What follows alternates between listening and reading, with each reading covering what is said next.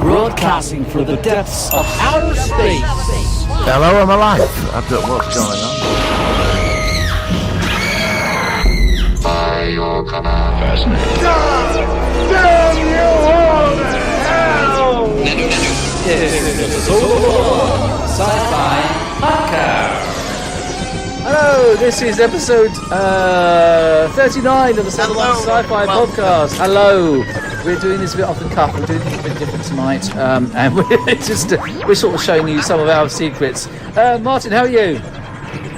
Annoyed. It's been ages since I talked to you. Why are you annoyed? Because I got married 4 times. I've had 6,000 children. I've served reality 42 times this afternoon. And came Lord and Emperor of the Universe. And I got back to do this podcast at precisely 7:30. Oh, that's brilliant. And that's I've done all that since. But you didn't go to a parallel universe, though, did you? That's the one thing you didn't do today. I went to many parallel universes and left my mark. And I will aim the big in every universe I went to. And every solo one podcast in every alternative reality, I asked the same big question. Does Luke Skywalker have in his X-Wing and not one of your versions of counterparts? We have got to do a hashtag for that. What can we do for a hashtag for that? That could be funny. Hashtag having the shit in an X-Wing. Oh, Star Wars toilet. Yeah, Star Wars. Yeah, all right. We'll have to think of something like hashtag Marvel Virgin. We're going to be doing things a little bit different tonight. We're going to be reviewing the fourth Doctor era, but obviously this is Tom Baker. But the reason we're doing that is that we actually are hoping that we're going to get about a guest in about half an hour's time. Yes, we're having a guest now. Yeah, this is Neil Cole. He's in sunny Northumberland, and he has a story to tell about a Dalek he had in a shed outside his property. And basically, the people of Northumberland, well, not all the people, but the council wanted to stop him from having it, and he's had quite a big following out there, and it's going to be certainly interesting to hear his story. But before that, we have got a few bits of news. We want to talk about the fourth era of Doctor Who. We might even do a cancelled name if we can squeeze it in. We're just going to wing it and see what happens. So let's see what happens. So let's go to the news, Martin, and see what you got. Here we go. Working. Solar Sci-Fi News. All right, let me start off with the news on my end first, and then we can hit what you've got. I have heard that there is some good information as to why The Matrix 4 is going to be very exciting. And it says in this report, despite the bad sequels, it says that despite how the Matrix sequels were, which I actually personally like them sequels, but that's just me, The Matrix 4 is still an incredibly exciting prospect. While the latter 2 sequels in the franchise weren't as well received as the first film, yes, they weren't as good as the first film, but I still think they had some elements I liked. Either by fans or critics, there's still much to look forward to in terms of the belated 4th movie. Released right at the tail end of the 1990s, The Matrix defined the cultural obsession with the internet and cyber culture at the time, presenting high-concept, hi-fi story of simulations. Let's have a look what it says about it. This is all stuff we know. We want news about it. Let's go down, second one. Alright, so here it says, despite the negative reception of the sequels, recent months have been a steady rise in hype from the return of the franchise for several different reasons. One of the biggest factors in the air of mystery surrounding the upcoming sequels is, if anything, the lack of substantive information has helped to grow the hype. Aside from the return of Carrie-Anne Moss and Keanu... Have you actually read this already? This seems familiar, this story. Have you heard this one before, or am I going mad? I don't know. Well, let's keep reading it anyway. Sorry if it's... I'm stuck in an alternative reality. You're still not back in our universe. Alright, it says that with the resurgence of popularity helps market any film in its currently, as well as the additional casting choices. Nothing is known about the story surrounding the film. There are many different factors to play here, of course, including which cycle of The Matrix the movie takes place in, whether or not Keanu Reeves will once again be the one, or the fragile peace established between the humans and the machines at the end of Revolution will continue to last. In an era which studies and movie trailers give away far too much information prior to the movies even releasing, it's refreshing and even exciting to a major studio release coming up a little with no content being shown. Do you know if it's actually been filmed yet, The Matrix 4? Do you know how far it's gone? No, but they're always coming out with that, aren't they? You know, it's going to be exciting and fresh. Yeah, and yeah. The fourth. It's just not even imaginative. It's the fourth one, isn't it? It's a bit like you know. Yeah. I wasn't impressed with the last Matrix. No, I kind of liked it, but the thing is, I will concede that it got unnecessarily sort of jumbled and complicated by the fourth one, and some of the, because in the first one it was more like it was just humans and the what were they called, the soldiers that were chasing them. I can't remember the name. The Sentinels. In the Matrix. What was the characters with the glasses, and they weren't police. Oh, agents. The agents. Agents. Yeah. The agent, but in the second one, they had all sorts of different programs running around, and it did get a bit confusing. I still liked it, but it did get a bit. Well, no, I mean, it's obviously as a science fiction fan, you have you've got the movies, but I think for me where they went wrong, I think they got so greedy after the first one because it was such a hit. Yeah. Which is a spectacular film. Oh, it was. Also, it reset the film industry, did the first one. It was groundbreaking. It was. But I think they got so greedy that they just rushed it out. Yeah. As quick as possible. And it came this special effects spectacular, and people were just getting bored. Yeah, I think you're right. Yeah, like that old saying, is it the second one? Is it the third one where he's fighting like 1 billion Agent Smiths? Yes. And it was getting a bit boring, but I got like that with Lord of the Rings in, I think, the third one. I was bored stiff. I can see that they're very well made, but again, it's a fantasy thing rather than science fiction. Yes, I never quite click with it the same sort of things, even though I do appreciate that they are good. But as you say, I just think that when you've got overhype on special effects, you can get rather bored. I mean, it's like sometimes you watch these big epics, and you think, "Good God, when's this going to finish?" Even though it's spectacular effects. Yeah, I've seen all this before. A lot of people said a good story. Yeah, I mean, a lot of people said that with the Star Wars prequels, that there was so much eye candy. Yes. I like the prequels, but I can see that. I mean, the more recent ones, they had a bit less. It wasn't quite crammed into every single shot quite to that extent. A lot compared to recent ones. The prequels were a masterpiece. Do you know what? Everyone now has changed their minds about the prequels, especially the third one. I still think the third one is absolutely fantastic. I love the third one. Okay. Do you like the third one as well? Revenge of the Sith? I don't know. I enjoyed it when I saw it at cinema, but I've tried watching it a couple of times. I just lose interest. Really? Oh, fair enough. Yeah, I loved it. I loved it. No, I consider it actually one of my favourite Star Wars films, and I'm sorry to say that. I really have to admit that I really like it. They're gonna. I know. I can't help it. The big contract's out on you tonight. I'm telling you. Oh God, that's it. We're gonna be blacklisted now all over the It internet. took over $1 billion. So I mean. Yeah, I know, but I liked it. That bad. People went to see it. Yeah, I thought it was pretty cool. What other news have you got your end? Anything to share? Right, I've got apparently William Dafoe's going to be the Joker. Oh no, I have seen him in some things, but I know he's a good actor. He's quite well known. Actor. Yeah, he's a good actor.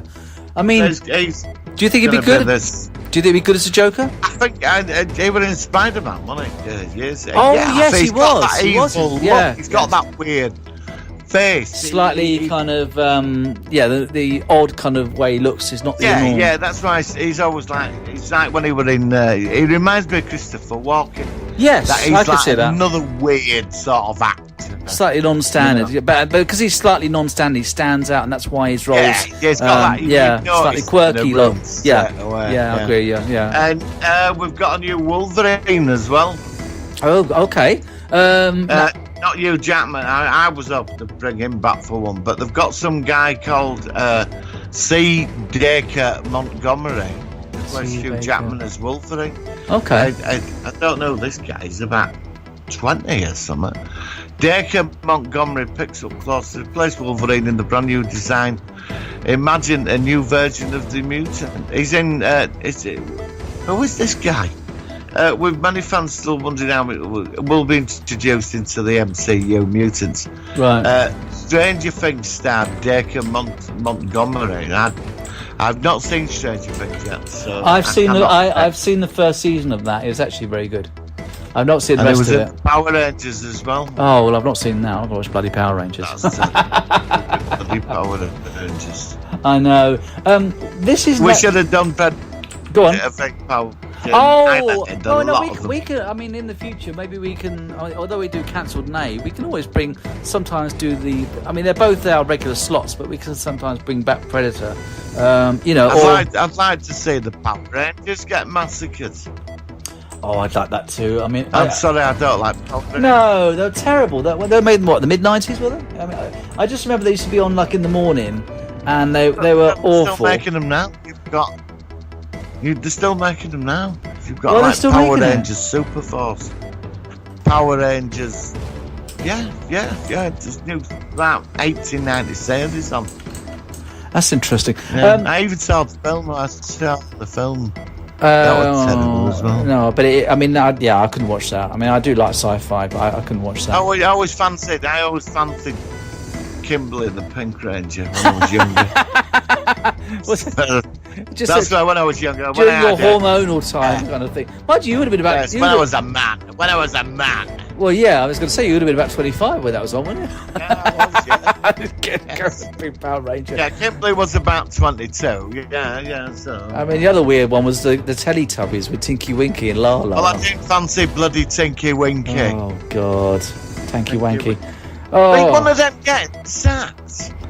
Oh, yeah, I think he was. There was some big national scandal about, wasn't it? Yeah. He'd been out and come out of some stripper bar or something, wasn't it? Well, I thought that was someone from Blue Peter, actually, but it was something like that. It was one of those kiddie shows. No, that was embarrassing. That when What was the one in Blue BBC Peter? producer went on telly and apologised for him. Yeah, he actually came on the actual show at the beginning, or something, saying there's this.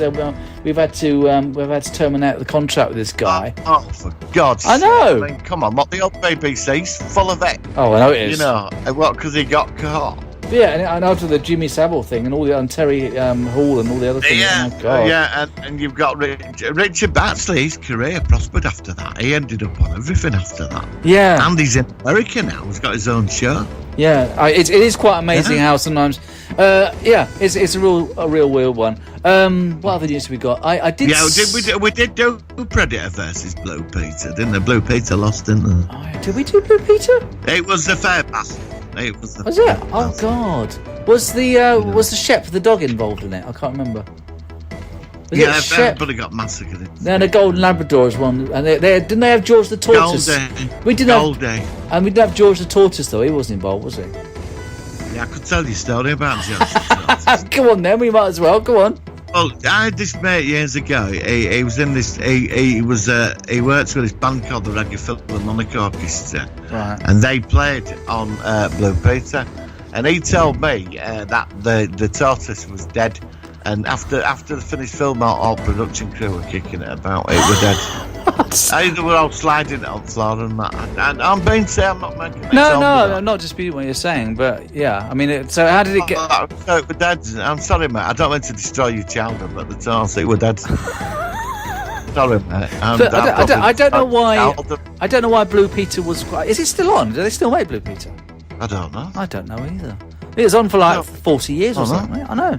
I don't think about very much about it. Something like BBC Kids. CBBC or something. That's what it might be on. Something like that. Yeah, I don't know. It's just... I don't know. That's interesting, isn't it? I know. Yes. So there we go. George the Tortoise and Blue Peter. I don't know if it's sci-fi, but it is a sci-fi star. Will Smith. I quite like Will Smith. Yeah. What about him? Yeah.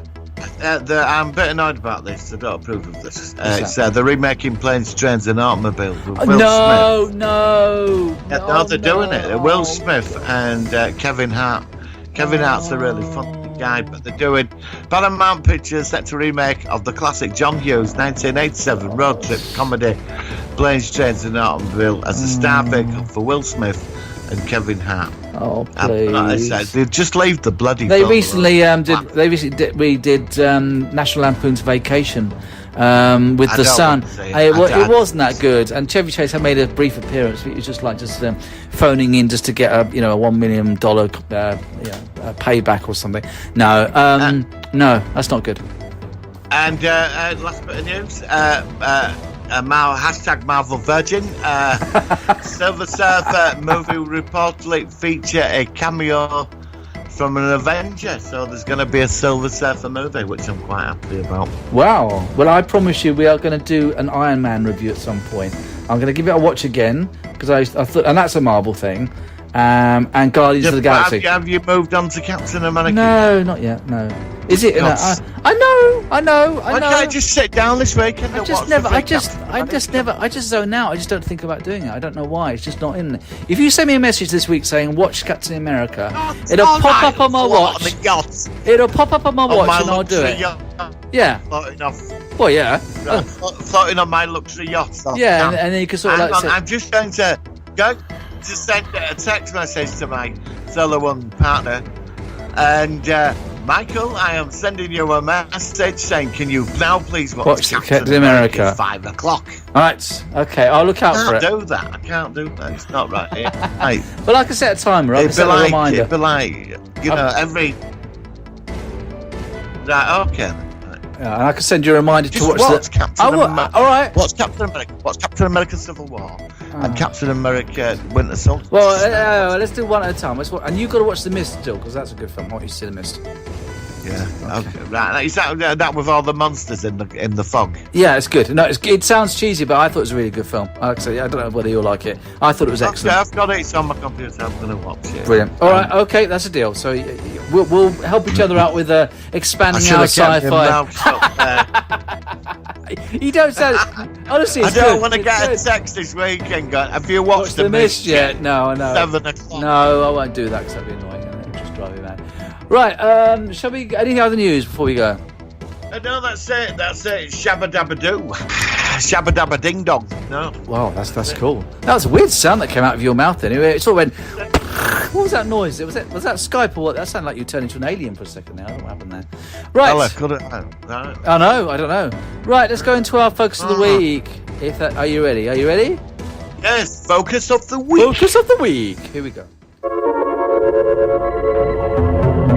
It's the Solar Sci-Fi Focus of the week.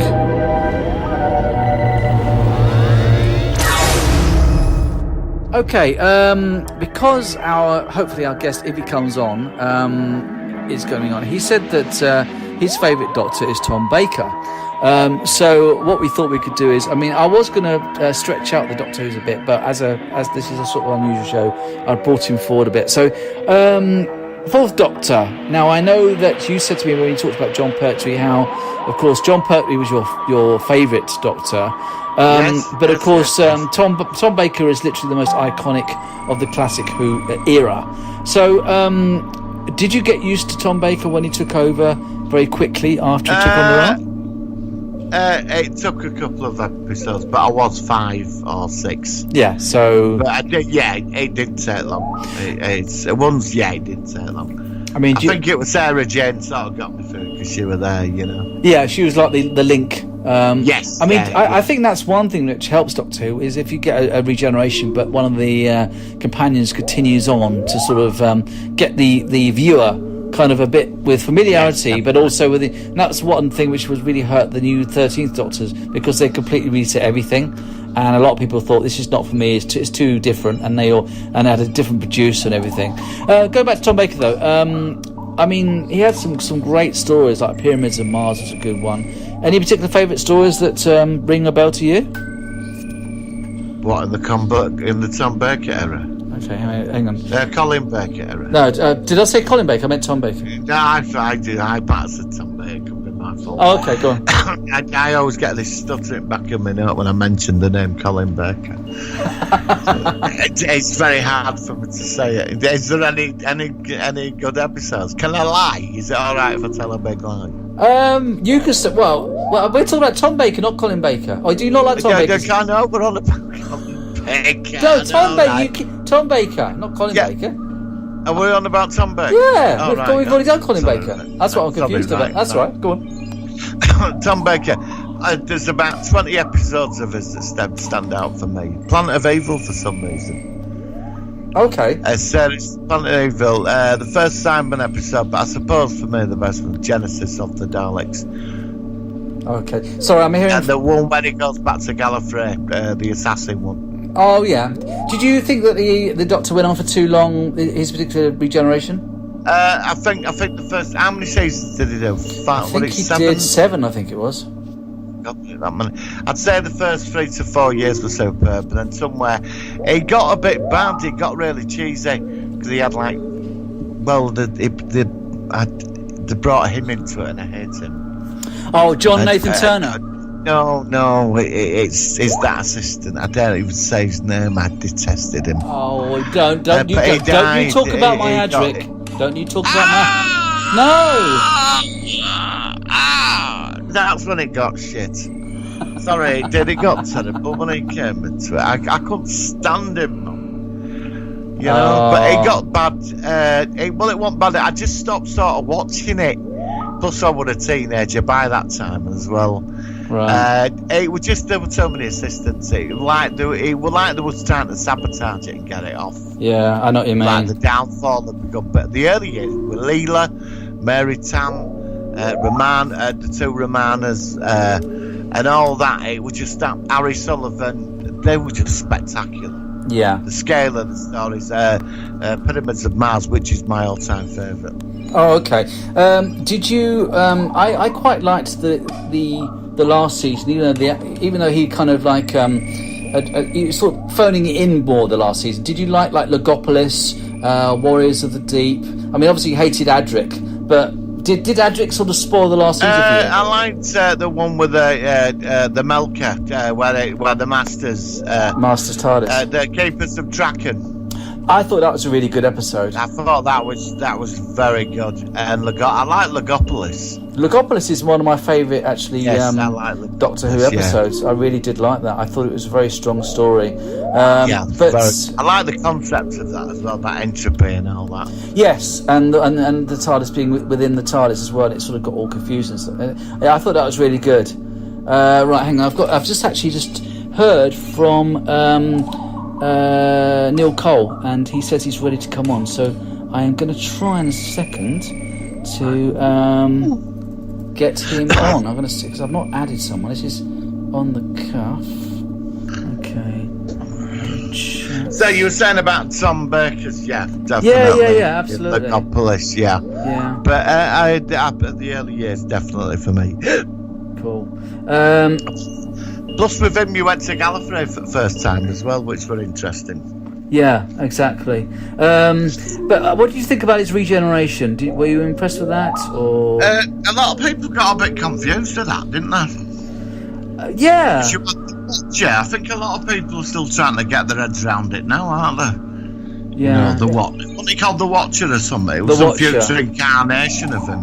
Yeah, it was, and it was. I actually didn't mind it, but it wasn't your conventional regeneration, was it? No. Okay. But the Doctor's not a conventional Time Lord, is he? No, he's not. I like the Master in that time frame, when he were desperate, when he were like mutated and that. I really did like the Master when he were like that. Yeah, I don't know, I like the Master being desperate for it to stay alive, who were more dangerous. Right, yeah. Which I liked, and I loved that clock he travelled about, that clock. Yeah, I know. Because it was like that for a while, and then in the next Doctor, it was more like a pillar, wasn't it? It was like a metal pillar. Yes. So just to finish off with the Fourth Doctor, you're very pleased with it, and what we'll do in a minute, because we've got our guest coming on, we'll ask Neil in a second as well about his experience of enjoying the Fourth Doctor. He's one of your favourites, isn't he? I think you really enjoyed him. Any last words about the Fourth Doctor? Shoot, Adric. It was a fantastic moment when he crashed into Earth and started the human race. But that was the Fifth Doctor. That was Earthshock. So that was a whole different regeneration. I liked it. I thought that the Fourth Doctor's era was good fun. And of course, it was the only time when an actor had been in the role and he's still not been beaten. You know, he was in it from something like about 1974 to 1981, Yes, I he think, was, which is a pretty impressive feat for any actor. And it's strange now that most actors tend to just do 3 seasons or series and then they move on. But a great time to be a Doctor Who fan when he was on, and I'm certainly glad that I've got every episode which featured him. Thank you very much for that. Right, we have got something new, or something very different for tonight's show, or today's show. We have got our very first guest, who is somewhat big on the Doctor Who front. He's well known for having some issues with the Alan Dalek. We're going to hear all about him. That is Mr. Neil Cole. Hello, Neil. How are you? Hello, I'm very well, thank you. Thanks very much for having me on. Oh, that's very kind of you. I came across your story, which we'll obviously ask about in a minute, on Facebook, and it's a very, very interesting big story for a Doctor Who fan. We're obviously all Doctor Who fans ourselves. So do you want to give us a bit of a backstory as to what happened with you and this particular, how it all started off, and we'll go with from there. Yeah, in short, I decided, well, when I was a small child, I went to Blackpool in 1975 when Tom Baker just started. Right. And it blew me away. The Blackpool Doctor Who exhibition blew me away. I think I went there at one point. Yeah, summer's day, and a 5-year-old, no VHS or anything like that. No. You went down, you went downstairs, and there was that year's Monsters in front of you, and I just from that moment on, it was like the Santa Claus moment where your reality's blurred, and you sort of like, is this real or isn't it? You kind of know it's fiction, but you're not, and it was magical, and I always wanted to make a museum. Now then I realised that financially, I wasn't born into the greatest circumstances, so that was going to be very unlikely. And then, just through sheer hard work, I guess, and patience, and a little bit of good luck here and there, I ended up creating a little museum, because we got this house here in Allendale, Northumberland, right, which is the sort of house I never thought I could afford. Now, when I say that, it was a wreck. That's the key thing. I got a 4-storey Georgian townhouse for less than my little 2-up-2 down with no garden down the road. It was such a wreck of a house. But I'd done some building work with a builder when I was in my 20s, and I thought, no, I'm not scared of graft. This is my chance. This is my chance to have a place to put a collection. Right. That's how it begun. So then, basically, I took what was a listed building, which I didn't, you know how naive you can be. Sort of 45 when I moved in. Yeah. Didn't even realise, really. I knew the building was listed, and I thought, it's going to be fine. Well, what's a listing? Yeah, exactly. And then, basically, we got to the point where Netflix got involved, because I got a reputation for being this nutter working, because I was full-time teaching, working round the clock trying to do this building and putting monsters in it, and word got round, it looked a bit weird, and then it came to the opening. Everything was going great, and for 20 years I've had a Doctor Who club at my local school, which I've run, and we built 2 Daleks over the years. Classic Doctor Who, I stress. Oh, of course, yes. Of course. And in a nutshell, we got one of the Daleks had sort of outgrown the room, and I thought, well, it'd be great to have a Dalek outside the museum, because Blackpool had the Sentinel Dalek. Yes. Blackpool. Yes, they did. We need a Sentinel Dalek. So, in all naivety and with good conscience, I stuck the Dalek outside my front door, and we then stuck a tarpaulin over it. So it's protected, obviously. I hate to break the myth for anyone watching. Daleks, oh, yes. Yeah, there's a bit of MDF in a Dalek. And they don't do too well. They don't do too well in the wet. So put a tarpaulin over it, and it looked terrible. And we've got neighbours. We are in a marketplace, but we've got neighbours. And just my wife and I were pretty courteous and trying to get on with everyone, really. And we just thought, well, that looks horrible. Daleks with tarpaulins look rubbish. Yeah. So we went to a local craftsman up the road, because where we live is full of people who've got sort of traditional skills. It's that sort of place. And this bloke was, I'll build you a shed for it, no problem. So bespoke Dalek shed. It's a beautiful little shed. Right. It's absolutely fine. And we stuck it there. And the opening went, where John Levine came up to open everything. It was absolutely great. I saw the footage, actually. It was interesting. Yeah, I watched it. Yeah, it was really it was good. lovely. It was Yeah. a dream come true, and he was so nice with my children. He came up in uniform and introduced them to my daughter, who loves John Pertwee's Doctor. It was just fantastic. Yeah. Had people from all over the world came to the museum. You could, for the opening, a lady travelled from France for the weekend to the opening. It was incredible, really. Right. So everything was great, and the village is like, yes, because we're in what's classed as a deprived rural area, and our council, Northumberland County Council, are all sort of like, we're famous for the Roman wall up here. Yeah. And so they're trying to get people up to this area, you know. So this is just like, wow, you've got a totally different audience of people who are coming to the North Pennines now, who it's generally walkers, you know, or you're sort of really sort of wilderness historians, I class them as, you know, they're sort of like, I want to come and see where tuberculosis started, that kind of history. Yeah, that sort of thing. Yeah. Yeah. I want to walk in the rain and see the lead mine remains of the lead mines, that kind of thing. Well, what you had now was film buffs and Doctor Who fans and families and readers, different people coming to the area, you see. So it was all good. The village was like, yeah, this is brilliant. And then Northumberland County Council, wowza. Well, that shed, unbeknownst to us, shouldn't have gone there. No. No, that's It's right. a listed building. Even though it wasn't attached in any way, and they just basically said it's got to go. And how we know, though, why I got so cross, because I'm generally very affable and I will do anything to try and accommodate people. Sure. I was teaching in the classroom. I got a phone call. Well, several phone calls. My phone was going off like a firework, and it was the local friends of mine in the village were ringing me, saying there's 3 really nasty-looking people at your door. And my wife is a psychotherapist. She does CBT counselling in. Sure. So she had clients in. There's 3 goons at the door. You know, like sort of like, you know, when you watch those things like "We'll Take Your Car Away" programs. You know. Yes. There's Yeah. 3 Yeah. guys. Well, bailiffs or something. Yeah. The- There's these the 3 guys at my council. door. I've never done a thing wrong. I've never stepped a thing, you know, put a foot wrong in my life. Banging at the door every 15 minutes. My poor wife's, you know, a professional therapist. She's been with the NHS for 20 odd years, gone private here. And there's these guys at the door, and they're sitting looking in through the window outside. Turns out we just didn't know what the hell was going on. There was friends saying, should we go to the house and help your wife because it looks really nasty? Turns out it was the county council to tell us to move the Dalek. It was like, God. you are joking.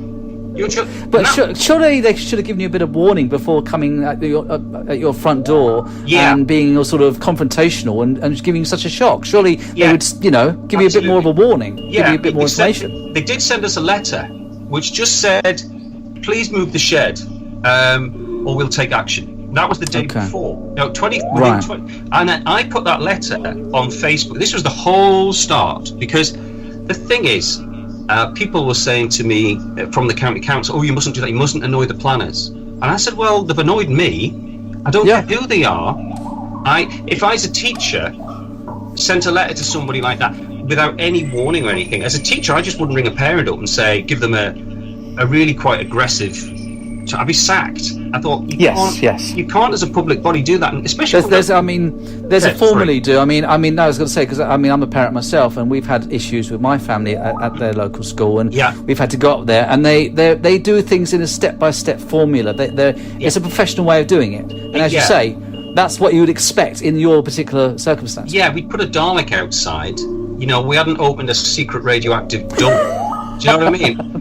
Or we hadn't decided to open a brothel stroke, whatever. The irony was, for a few years before we were there, one of the Northeast's leading drug dealers was living in this house and was under surveillance by the police, and he'd smashed the house up, which was part of the reason it was such an eyesore. Which is why you can afford to buy it. And you kind of think, in all those, and I did, you know, in one of my various very friendly communications with the council, I did ask them, with some surprise, why they'd never taken action when the house was being smashed up, and yet we come along and repair it because it was flooded. It was just fallen down. I mean, you know, the back wall was full. We repaired it, and our local county councillor immediately stepped in and just was really quite cross, because he said, they've spent 600 quid sending 3 blokes down to your door at a time when we're in austerity, and then you've actually repaired a house that's been in desperate need of repair for decades in the village, and this is how you get tread, and you brought business into the village. I mean, there's no, the night of the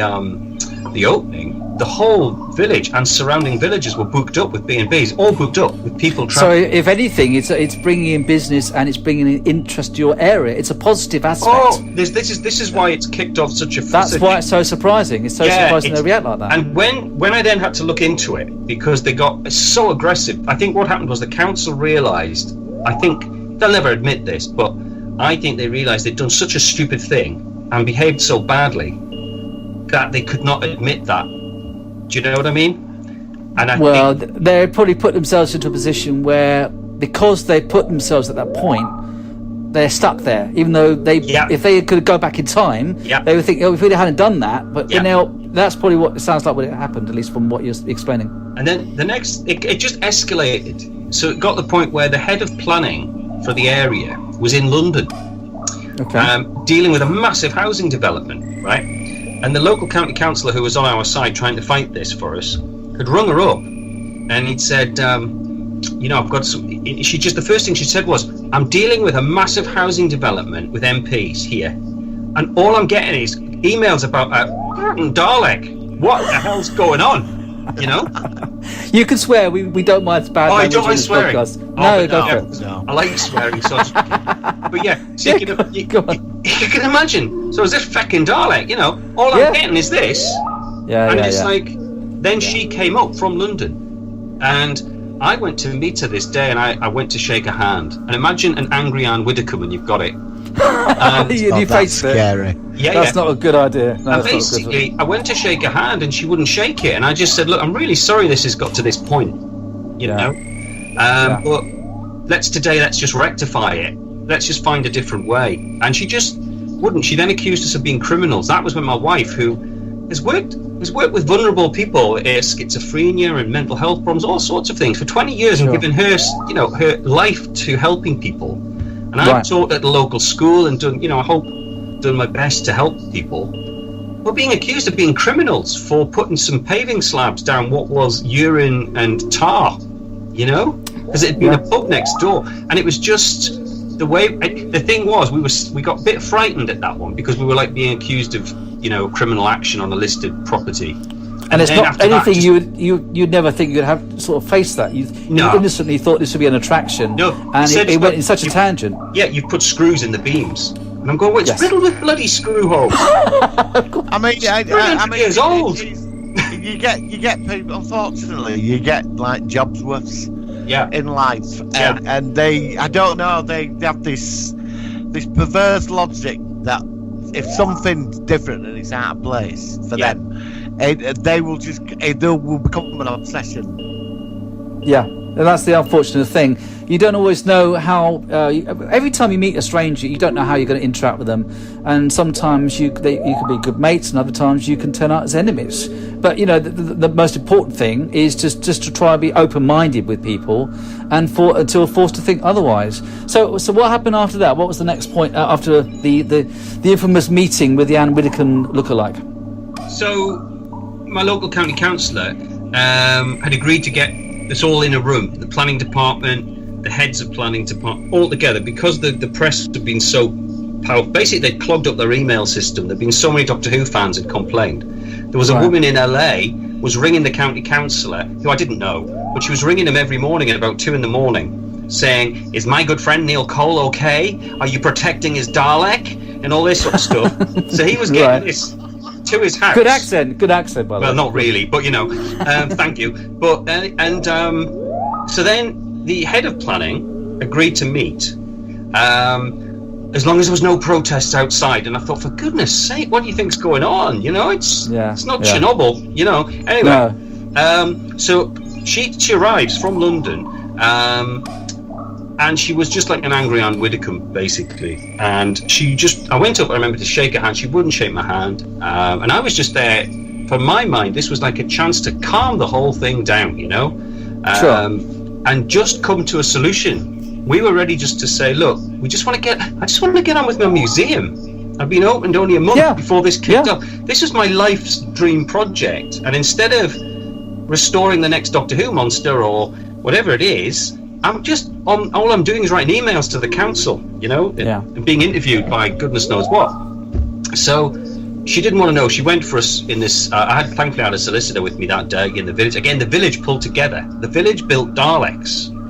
There was Daleks. I saw that. I saw that on your footage where people were in their gardens. Yeah. And that was amazing. That was amazing. Yeah, People were doing that. What you don't realise is that they were the dregs of what had been. The meeting was stalled, so they were all out in force before she came. Then she cancelled and came again. By that time, they'd calmed down. The hay bales were Daleks.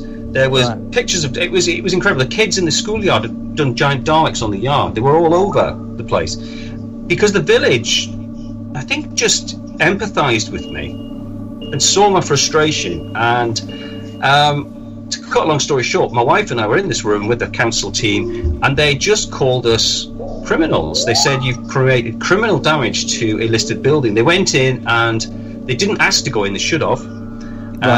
They went in. They looked around the beams, which are 300-year-old beams. Which we pulled about 2,000 screws out and nails out of that when we repaired the ceiling. Sure. She said, "You've created all this damage. You've put, we'd hung a plaque to the ceiling. That's criminal damage." And my wife, who is, worked as an NHS CBT practitioner, mental health worker for 20 odd years, who just contributes to the community, and I hopefully have done the same through teaching. Sure. Being accused of being criminals. And it's like, what? And it did intimidate us, that. It did, the way it was so full on. But 24 hours after, it just made me more mad. I just thought, how dare you? How dare you? Yeah, no, I won't move it. I'd fight till the end. No. Yeah, well, no. It's a natural impulse It's a natural impulse to fight something when you know that it's completely unfair. Yeah. And it was the way we've been treated as well. I just thought, I know there are probably people who've assaulted people not getting treated with the same contempt that we were. You know, and I've created a local business. And not only that, I kept trying to see the person who complained in the first place was on the parish council in the village, and she was basically a known troublemaker for complaining, but she causes a lot of problems for people. The rest of the parish council thought this was the best thing to hit the village for years. They knew they could see it. They said this is just what the village needs, because the post office was always on the brink of closure. The co-op, we'd lost 2 pubs, we'd lost 4 businesses, I think, in 2 years, and we need footfall. So this was just great. So the person who complained, the parish councillor who complained, I'm not finished with this. Ultimately, I want to put forward that she's not fit because she doesn't like science fiction. And, I've always said, like Michael Grade or someone like that. You know what I mean? Makes it even harder for you. Or a Jane Eyre mannequin with a penguin classic. Yeah, sorry. Yeah. Go on, Martin. With the parish council, that everybody in the village has took your side. I live in London, so I don't like a parish council. That's like a village council, isn't it? It's like a smaller council. Yeah. Could you not stand? Do you not put yourself forward to stand? There was a few people wanted me to be fair, and I think in another life, yes. The thing with this museum is, it's taking me. I've been teaching and working full time. I'm stopping that actually this year. But the museum is a complex beast. I mean, you take something like this on, I hadn't realised just how much is required of it. I mean, obviously, beyond actually manning it, you get people like Mike Tucker, who's professionally restoring props and making models. Well, I do the restoration here, but that's all in my spare time for nothing. You know what I mean? And there's just too much. I do the artwork. I do the sort of. I just finished this today. This is the sort of artwork I do. That's a sort of a. I don't know if you can see that there. It's that screen. The screen will. That's fine. Yeah. Anyway, so I do every. So what was it? Because obviously this is audio. Was that what? Because it didn't show up on mine. What was it? Is it a Cyberman or something? What was it's a Dalek picture. Oh, it's a Dalek. Yeah. Sorry. So, just to save people on the order.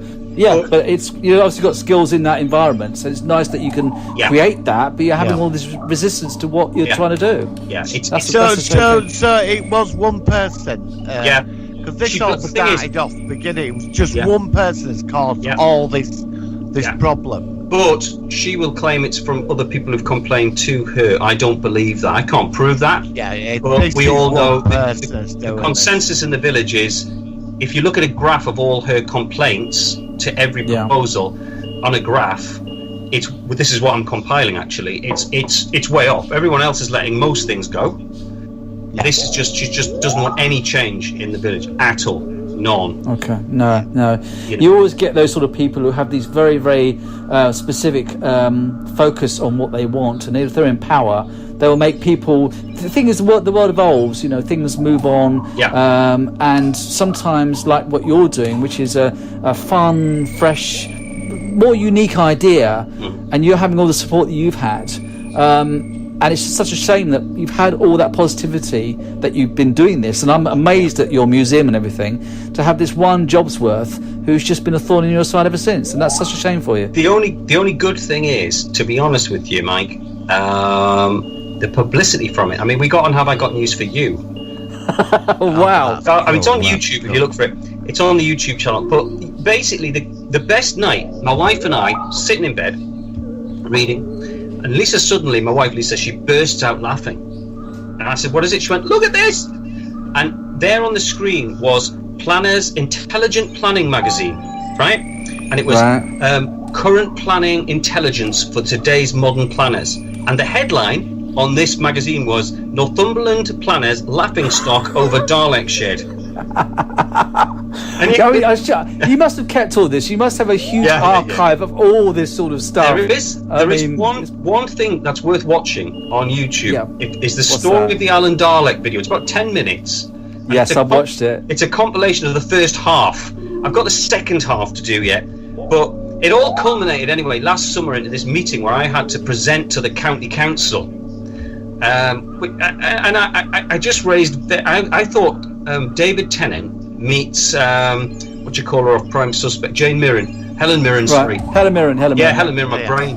I thought this sort of prosecutor was going to come in. It was like Trial of a Time Lord sort of thing. And I thought, the Valeyard's going to come in and just kill us. The Valeyard, the Valeyard. Yeah. I hate to use this term. It was two Karens who could barely get the PowerPoint. Maybe she's like the master. I think. Or the Rani. She could be the Rani. Nah, they're not that bad. Maybe the person that started on. She could be like the master or the Rani. Stuck in the village. Well, they're stuck up. They could talk for as long as they want, and they could barely get their slides the right way up on this screen. And then I just wiped the floor with them actually, because I thought, gosh, I'm 50. You're barely sort of 25, and I've been around the block a few times. And how dare you? I've earned my sort of place on this planet from graft and trying hard to do something, and I'm just not going to allow this. So basically, the council kind of supported me, because you got to remember, quite a few of the county council agreed with me. They were absolutely, the county council have had a hard time through this, but actually, bless them, there's a huge number who were just like, what the hell? I happen to know the deputy head of the council was a Doctor Who fan who was going, I hope this gets sorted out because I want to visit. And as I kept, one of the funniest bits of evidence I gave was there's a big museum in Newcastle called the Discovery Museum, which is a wonderful place, but it was an old Victorian building. And basically it's got nothing to do with military history, but outside they've stuck a 1970s war tank from Vickers Armstrong, a Challenger 2 tank. So I said, well, you will be, of course, at the end of this meeting, recommending that the Challenger 2 tank will be removed from the front of the Discovery Museum. Yeah. Because that's nothing to do with the function of that building. And of course they went silent. And I thought, because they said the Dalek, one of the arguments they said was, you don't need a Dalek outside because you've got one inside. And I said, well, people have got to physically know this is a museum. It's a way of displaying what you've got and where it is. It's like a sign, isn't it? Yeah, and it's a remote visual place, and it had become well known. People were driving their cars past. The little first school every day would go past and wave at the Dalek. And I thought, you miserable bastards, you'll take that away? Yeah. You sad. The thing is, you see, from my perspective, you're obviously a very creative family. You've done something which a lot of people couldn't do. I could do some basic graphic design, that's my limit, and sound mixing. But what you've done from your own abilities is incredible. It is and so many people like us too, and obviously your colleagues and people that live around you have seen what you're trying to do. You're just trying to bring something positive to the world and demonstrate that. But as you've already said, all this flaring up has given you great publicity. Yeah. It's made you well known. I mean, I know I live in Portsmouth. Obviously, I know about from the Facebook sites and stuff like that. Yeah. And that's a positivity. Yeah. So what's happened from that point on? Is there more to your story, or what's happening from that point afterwards? Like, where are we now with it all? Like, There's more. There's more. If you go There's on Facebook's page, you'll see that the shed is going. Because what we found out was this: it's basically the lady who criticised the Dalek. She didn't want the Dalek. She really couldn't care about the shed. She hates the Dalek. It's the Dalek. Now, Yeah, I said before, if Jane Eyre reading a Penguin classic waxwork was sitting inside, it'd be fine. It's specific taste. Exactly. It's a excuse because she hates science fiction Absolutely. and Doctor Who and any iconic facts which are related to that. So I mean, she's been quite snobby, isn't she? Really? Yeah. Yeah, she's obviously up her own. Yeah, she's a bit up herself. So basically, what I've said is, I realised that, hang on, we need to think round this, because the county council were instructed to work with us from that big meeting. Well, the planning team, they haven't. I asked them, I said, look, if we can't have a wood building, what can we have? Glass or stone? They said, we can't give you any advice. So it was right, okay. So I thought, we just sat down, we thought, well, okay, that was my olive branch again, trying to be reasonable.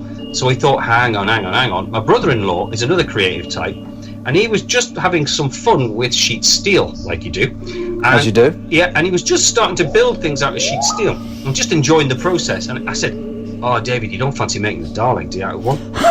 And he went, yeah. And I went, we could have a metal Dalek, couldn't we? A weatherproof, all-outside Dalek. Oh. So, what is nearly ready, it's all together, pretty much, is a totally solid steel Dalek, which is going to be unveiled. I'm a classic fan, right? So it's a screen accurate William Hartnell Dead Planet accurate Dalek. Oh, fantastic! Okay, one of the original designs. That's fantastic. Yeah, and it's made in steel and it's weatherproof. So what she doesn't know, this councillor doesn't know yet, is that the shed. I've already said publicly, oh dear, the shed's going, the Dalek's going. So I've said all that. So everyone's like, no, and we've donated it to our local school who've looked after our children. Oh, that's lovely. That's so great. then, what's going to happen on the 24th of October? Sophie Aldred is coming here. Oh yeah, Ace is coming along, right? With real-time pictures of filming it, and they're going to film the unveiling. Sophie unveiling the permanently outside now steel metal Dalek. Hey! That's fantastic. I mean, I'm going to ask a silly question, but will it be really secure? And like, if it's more exposed, could there be people who might be antisocial towards it and stuff like that? Are you worried about that? I have to say, we have a TARDIS. We have what's called the Volvardis part. I saw the car. Yes, I love it. That was donated by a GP who drove around Europe dressed as Tom Baker, raising money for Mind. And it was and it was on the way to the scrap heap, and he said, "Do you want it for your opening?" And I went, "Yeah, go on." Of course, the council loved that as well. There's nothing they can do about that. They can't do anything about that. That's your own vehicle. No, they can't do that. Well, it's dropping to bits, right? But what's going to happen is the original Alan Dalek Mark 1 is going to be built onto a trailer, right, by our local garage across the road in a glass case, and it's going to replace the car. So it's going to be with a number plate on. So there's going to be two Daleks there. There's going to be the Alan Dale Mark 1 on one side, and the new one in the and then the new space one, and everything. and to answer, and there's nothing they can do about it. They'll try, but all the locals have said if they try and pull one, we'll it in front of our house. We'll put it in front of there one night. Oh, the post office will have it for a night. We'll keep it in such constant bloody motion. The council they'll give up. They'll just get sick of it. They'd need a full-time team keeping tabs on it. And then the trailer one with "Hello, it's the Alan Dalek." We thought we'd have like a weekly competition where we just drive it around the village somewhere up a hill and leave it there for a night. And the competition is, can you find the Alan Dalek tonight? It's like geocaching, isn't it, for Daleks or something? Yeah. Sounds great. Sounds brilliant. So suffice to, and basically we've welded on hooks and things, and we're going to chain it down. But it's a weight. I have to say, the village itself, it's not the Bronx. There's Yeah. I was going to say I live in Portsmouth, and if it was down here, it would be smashed up within about 10 minutes of being here. So, you know what I mean? It predicts down where It wouldn't last very long out in my neighbourhood, but so it sounds like you're covering a lot of the bases. Yeah. And it'd be, I mean, obviously this information you've told us, but surely your plans, well, obviously it won't be from us, but will the council be made aware of your plans before you get the new Dalek installed and all that sort of stuff, or you don't think no? And also, frankly, silly question, but have they got more important things to worry about, and especially at this difficult time we're all going through? Well, it was before pandemic when we had this big public meeting, which was great because the BBC turned up to film it. They told me they were going to film it, but they didn't tell the council until they were there, which was perfect. And of course, I was just ready, so I went, "Oh, well, I'm happy to have it be filmed." So they were sitting there, and they went, "Okay then," and so so that was all filmed then televised.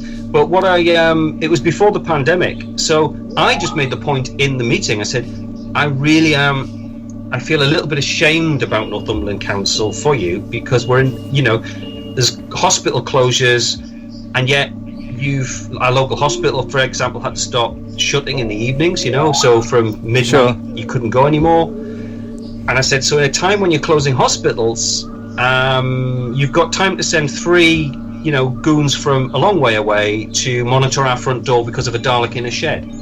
Yeah, and I said, I just feel that somehow you've got things wrong in the county. Yeah, well. Listen, Neil, I just want to say thank you so much for coming on the show.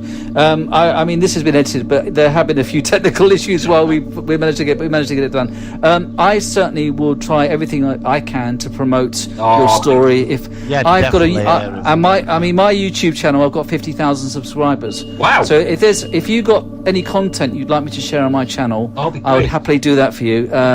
And I think it's a fantastic story. Thank you. And I really do wish you all the very best. I will certainly make sure I keep an eye on all your movements. Well, if you're ever up in the northeast, hop in. Oh, I would love to see you. Unfortunately, I'm a little bit far away from you, but I certainly won't forget this story. And please just keep us advised as to go. I hope your museum continues to grow. It's basically one of the biggest collections now of original props and costumes. Props and things like that. That's fun. That's a dream come true. Absolutely. I collect myself, and when you're owning stuff like memorabilia and collectibles, it don't matter. It's something you've wanted all your life, And I'm a Star Trek fan. I've got phasers, and to actually own this stuff and wear the uniform, it gives it more.